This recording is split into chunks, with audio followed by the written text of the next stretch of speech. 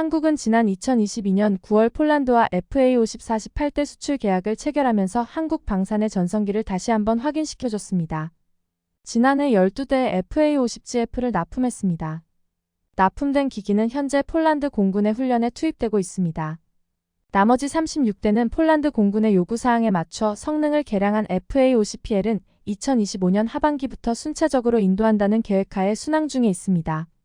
그러나 폴란드 FA50 수출에 빨간불이 들어왔다는 다소 의외의 소식이 전해져 충격을 주고 있습니다. 폴란드 현지에서 FA50 도입을 반대하는 여론이 힘을 얻고 있었습니다. 이에 잔여 계약인 FA50PL 36대 추가 계약이 무산될 가능성이 크다는 이야기가 흘러나오고 있습니다. 만약 계약이 무산될 경우 카이는 무려 3조 원에 달하는 크나큰 손실을 보게 된다고 하죠. 그러나 더욱 중요한 사실은 손실이 거기서 끝나는 게 아니라는 것입니다. 폴란드 외에 현재 진행 중인 나머지 방산 계약도 피해를 보게 될 수 있다는 점입니다. 하지만 위기는 기회라는 말이 있습니다. 다소 우려스러운 소식이 전해지자마자 뜻밖의 서유럽 국가에서 폴란드 대신 FA50을 사겠다고 자처하고 나서 유럽 전역이 발칵 뒤집히고 있습니다. 지난 29일 폴란드 군사매체 디펜스24는 뜬금없이 한국의 FA50은 순수 전투용 항공기로 적합하지 않다고 지적하며 대대적인 기사를 내보냈습니다. 폴란드 공군은 기존 주력 기종인 미그-29를 대체해 FA50을 특수 전술, 전무 임무 등을 위한 핵심 기종으로 운용할 계획이라고 발표했었죠. 또한 FA50이 폴란드 공군의 주력 무기로 군 현대화에 일조하고 전력 강화를 지원할 것으로 기대를 모은다고 이야기했었습니다. 그런데 갑자기 위와 같은 발언을 손바닥 뒤집듯 뒤집어 버렸는데요. 나머지 잔여 물량 36대를 그대로 도입하는 대신 유로파이터 타이푼이나 F-15, F-35와 같은 멀티롤 전투기를 도입해야 한다고 주장해 폴란드뿐 아니라 한국 방산에 주목하고 있던 유럽 국가들이 발칵 뒤집어지고 있습니다. 디펜스24는 현재 도입 중인 카이의 FA50 경전투기가 폴란드 군의 전력 강화에 도움이 되지 않는다고 평가했습니다. 매체는 FA50은 순찰 임무에 사용될 수는 있겠지만 FA50PL과 같은 최종 버전에서도 결코 순수한 전투용 전투기는 되지 못할 것이라며 FA50을 구입할 가치가 없다고 강조했습니다. 그러면서 폴란드에 있어서 가장 최선의 선택은 F-35이나 이를 기다리는 줄이 한없이 늘어서 있기에 F-15나 유로파이터 타이푼을 구매해야 한다고 덧붙였습니다. 그리고 이를 위해 필요한 예산은 이미 인도받은 FA50GF 12대를 제외한 나머지 36대를 구매할 자금으로 충당할 수 있을 거라고 말했습니다.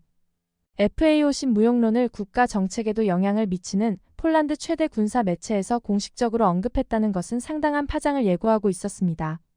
그러자 해당 보도에 일부 폴란드 네티즌들도 동조하고 나서기도 했습니다. 또한 숨어있던 한국 무기 반대론자들의 목소리가 다시 커지고 있는 상황이었습니다. F-35 조종을 배우러 미국으로 가는 동료들과 달리 FA-50 조종을 배우려고 한국으로 가는 조종사들이 불쌍하네요. F-50 같은 항공기는 구매할 가치가 없습니다. 이미 인도된 12대 말고 주문한 36대 구매를 취소할 수 있는 길이 있을지도 모릅니다. 아직 사용하지 않은 자금으로 수가 적더라도 진정한 전투기를 구매할 수 있습니다. FA-50 구매는 35억 달러를 허공에 날리는 것과 같습니다. 이 비행기는 훈련 외에는 쓸모가 없어요. 이러한 여론에 카이는 하루아침에 날벼락을 맞은 것과 같았습니다. 어마어마한 세금이 들어가는 대규모 무기 사업인 만큼 국내 여론이 악화된다면 충분히 잔여 물량에 대한 계약을 수정할 가능성도 배제하기는 어렵죠. 그런데 이런 여론몰이는 어쩌면 정해진 수순이었습니다. 새롭게 바뀐 폴란드 정권은 가뜩이나 이전 정권의 계약을 마음에 들지 않아 했기 때문인데요. 그렇기에 일종의 여론전으로 보는 시각이 대부분입니다. 그러나 이미 완료된 계약을 갑자기 엎을 수 있나 싶지만 KF-21 때 우리는 이와 비슷한 경험을 한 바 있습니다. KF-21 개발이 막바지에 이르렀을 때 분담금을 못 주겠다며 계약을 마음대로 파토낸 인도네시아의 사례도 있었는데요. 그렇기에 현재 더욱 방심할 수 없는 상황입니다.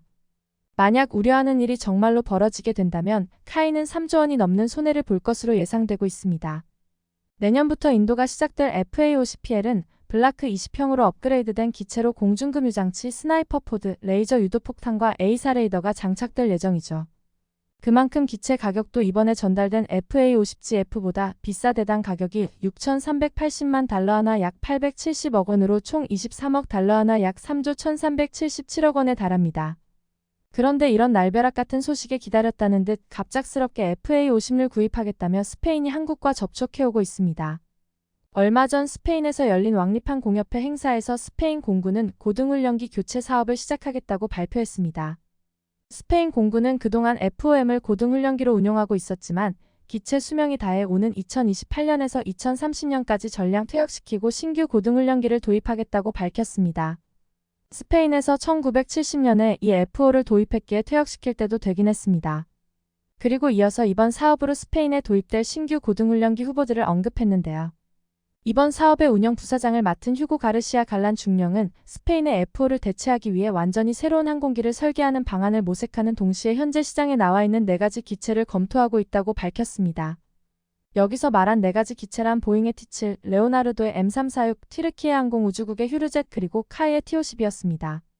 스페인은 폴란드에서 2차 계약에 부정적인 여론을 형성하고 계약을 머뭇거리고 있는 틈을 타 한국을 신규 고등훈련기 도입 사업에 초청했습니다. 하지만 일부에서는 한국이 이용을 당하고 있는 것이라는 폭탄 발언이 쏟아졌습니다. 이미 스페인의 이 사업은 이탈리아의 M346으로 내정되어 있고 후보로 거론된 4가지는 스페인이 협상 조건을 유리하게 진행하기 위한 들러리일 뿐이라는 것이었죠. 어느 정도 신빙성이 있는 이야기였는데요. 스페인과 이탈리아는 그동안에도 지속적으로 종교 언어, 혈통적으로 매우 가까운 국가로 역사적으로 깊은 상호 교류를 이어오고 있었습니다.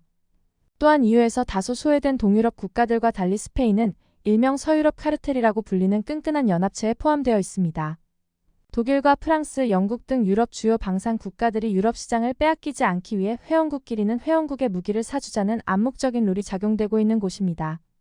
그렇기에 이번 사업에서도 이미 승자는 이탈리아라고 예측하고 있었습니다. 하지만 몇몇 군사 전문가들은 이번 사업에서 승리가 가장 유력한 나라로 다름 아닌 한국을 꼽고 있었습니다. 그들이 제시하는 근거는 매우 타당성이 있었습니다. 스페인은 이번 사업의 궁극적인 목표를 전투기 개발에 두고 있습니다.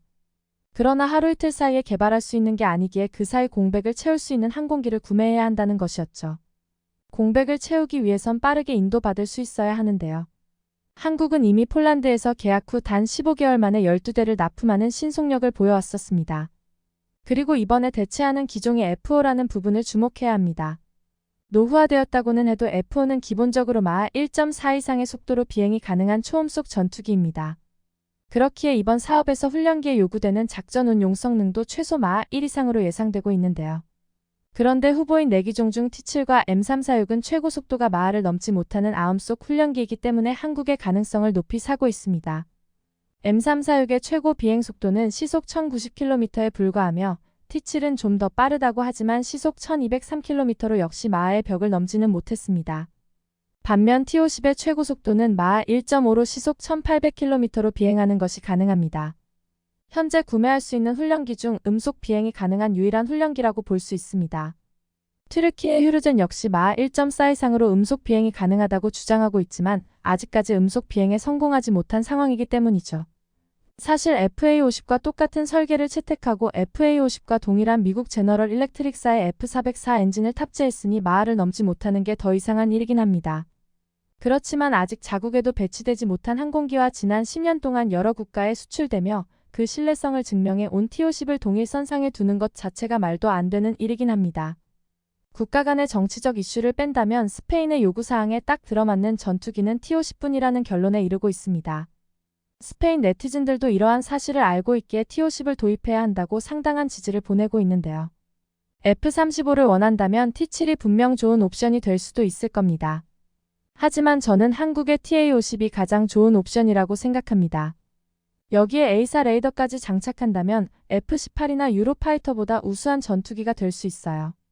가장 좋은 선택은 카이의 T-50이고 동시에 그 파생형인 FA-50으로 경공격기 부대를 창설해야 합니다. 또한 카이의 항공기는 F-18의 엔진을 장착하고 있어 우리에게 익숙하다는 것도 장점이죠. 경쟁 기종을 능가하는 압도적인 스펙과 이미 시장에서 증명된 훈련기라는 T-50의 강점은 너무도 분명했습니다. 이처럼 T-50의 강점은 두말하면 입이 아플 정도인데요. 그렇기에 이번 스페인 훈련기 사업에서도 강점으로 작용할 것으로 내다보고 있습니다. T-50이 세계에서 거의 유일한 초음속 고등훈련기라는 이점은 스페인뿐만 아니라 그동안 여러 훈련기 사업에서 T-50의 가장 최대 강점으로 꼽히고 있었습니다. 사실 T-50을 개발할 당시만 하더라도 급하강시에만 음속을 돌파할 수 있는 아음속 전투기로 개발하자는 의견이 더 강했었습니다. 처음부터 초음속 전투기를 만드는 것은 개발 난이도도 너무 높고 수출 시장에서도 훈련기로선 오버스펙의 아음속 훈련기보다 비싼 가격으로 잘 팔리지 않을 거라는 이유였죠. 하지만 멀리 내다봐 초음속으로 가야 한다는 일부 주장이 받아들여져 결국은 초음속기를 만들게 되었던 것입니다. 결과적으로는 T-50은 초음속 훈련기로 완성될 수 있었습니다. 그리고 오늘날 각광받는 훈련기임에 틀림없습니다. T-50의 뛰어난 성능을 기반으로 초음속 경전투기 FA-50을 개발할 수 있었고, 이는 유기적으로 활용되어 국산 초음속 멀티롤 전투기 KF-21까지 개발할 수 있었죠. 동유럽을 넘어 진정한 유럽 시장의 카르텔을 무너뜨릴 수 있는 기회가 되었습니다. 폴란드 역시 이런 상황을 모를 리 없습니다.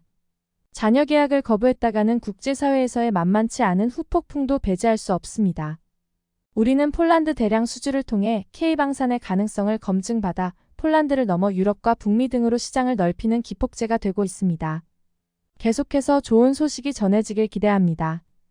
영상을 끝까지 시청해주셔서 감사합니다. 구독과 좋아요는 영상 제작에 큰 힘이 됩니다.